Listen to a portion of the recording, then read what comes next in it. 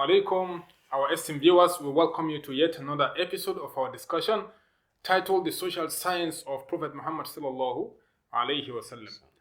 As we always have it, our distinguished guest speaker for this program is our brother, Dr. Ibrahim Doba.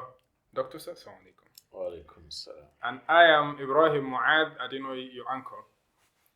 During the last episode of this program, that's episode 11, Dr. Ibrahim Doba discussed how you can be instantly competent. If you want to be competent, how you can become instantly competent. And he itemized a lot of ways and strategies to get that done, including not just smiling alone. Also, you have to prove through weddings, through structured weddings, to make you instantly competent. And in this, our discussion today, making it episode 12, we'll be looking through this book, the same book, The Social Science of Prophet Muhammad sallallahu alaihi wasallam, written by him. We'll be looking at raising well-adjusted kids in the 21st century. Doctor, you in this chapter, you mentioned something very amazing about the rat. Kindly elaborate the scientific research conducted on rats licking their babies and its equivalent application to human character and the result that was gained from that. From this book, we're going to learn you can predict if your child is going to have good character, even at the age of 3, for example, because of the insight from neuroscience. And the rats are very peculiar animals. In fact, scientists use them a lot, and because we share 97% of DNA with mice, you know. Wow. Yes, and 95% of biomedical research uses mice. However, only more than 80% of the results they get from the rats, less than 20. You understand? 20% are applicable to humans. Oh, yes, okay. yes. But they use them a lot because it's easier to cut up a rat and examine the brain, and the behavior than cutting up humans. Human being, yes, exactly. yes. So we can even though we use few of the insight from the research with the mice, there are some that are very, very instructive. For example, the question you asked, what is the scientific basis, When the rat eats. when a mother rat called down, what is the implication of it licking the baby, There is this scientist called Mini in the McGill University. He observed that whenever he picked baby rats, and maybe do something with the baby rat, and when he takes back the baby rat to the cage, the mother will come and lick the rats. Wow. You understand? They'll come and groom the rats, He also observed that not all mothers did that, Some will come and lick the babies, and some would not, It's like welcoming the child back. What happened to you? What did they do to you, Wow. The licking and releasing the stress, So he decided to separate the babies that were licked and the babies that were not licked, And after 100 days, when the rats were fully matured, they subjected them to a number of tests, There are 2 tests that stood out, One is called the open field test, where you put the rat somewhere and you expect the rat to roam about freely. But the ones that were highly licked, they call them high LG, Yeah. Yes. Or do the exploration more than the rats that were not highly licked, showing that they have more confidence. Wow. Just the act of licking by the mother gave them confidence. And the ones that were not licked, they would just spend a few seconds to explore, and it would take them longer before they even start the exploration. Wow. Then the second one was they allowed the rats to be hungry. So they gave them food and put them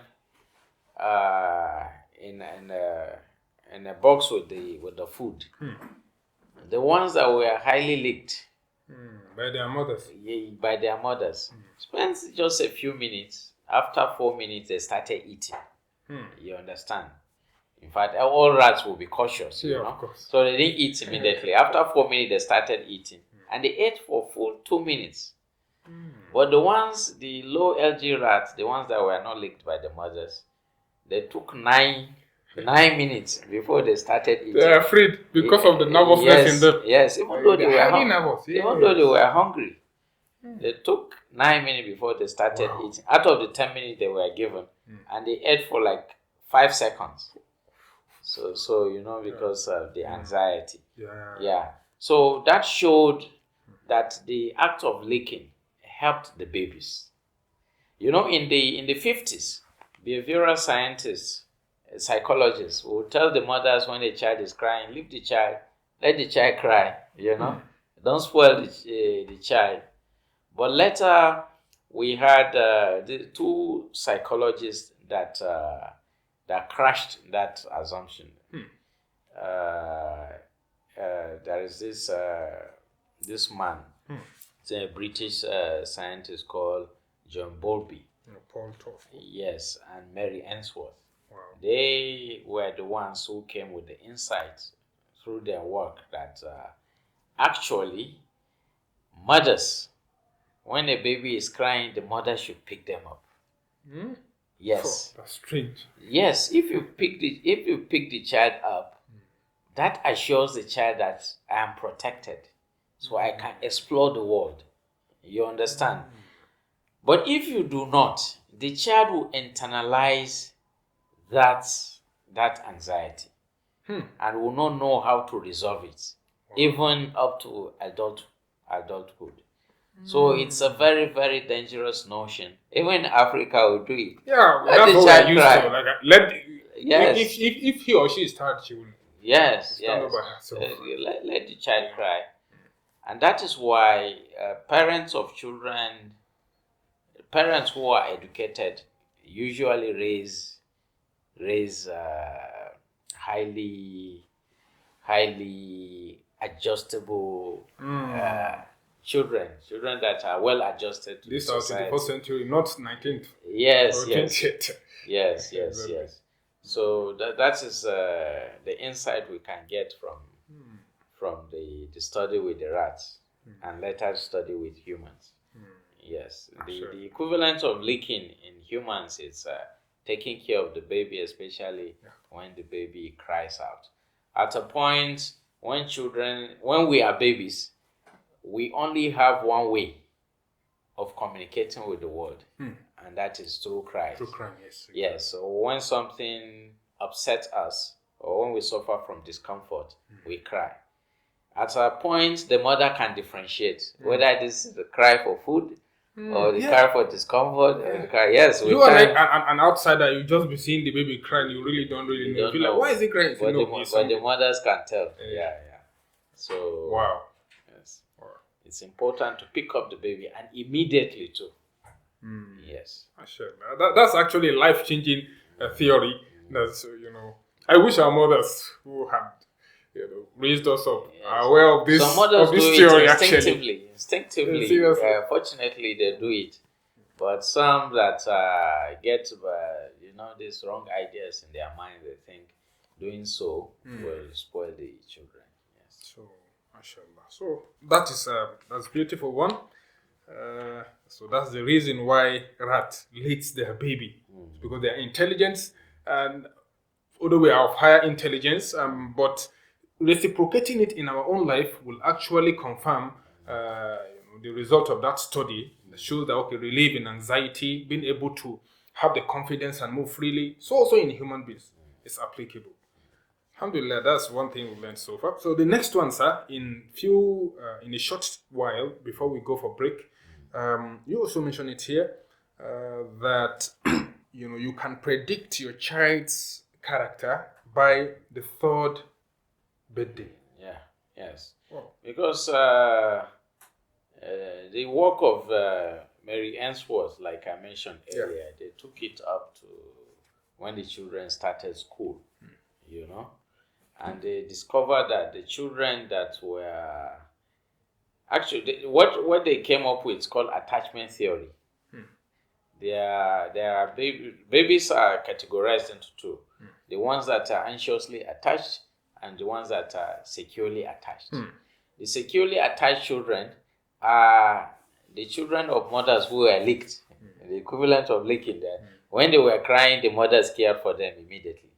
And the anxiously attached babies were the ones who, like the rats, they were not licked, And when they enter preschool, pre-nursery, they were more self-reliant.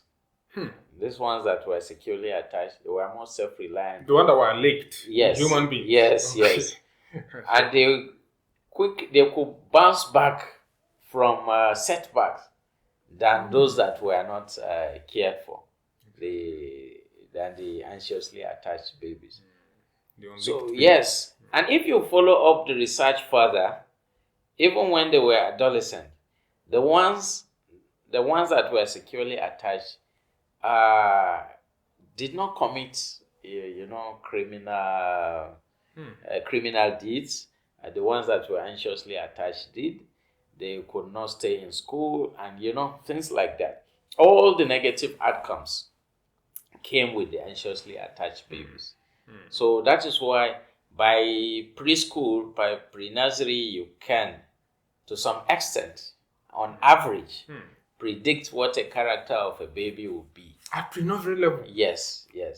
That is beautiful. Yes. Our audience, by the time we return back, we will want Doctor to elaborate more on how you can be able to predict your... Look, a lot of families are not aware of this. Until a baby must have grown up, he must have gotten attached with his characters and the environment before you can actually predict the kind of baby he is. But if we can get that at their third birthday, then that is something we all will have to actually listen to. We'll stop here. By the time we return back, we'll look at it again. We'll continue the discussion from the same topic, inshallah. Jazakallah khairan for your attention. Till we meet again. Assalamu alaikum wa rahmatullah.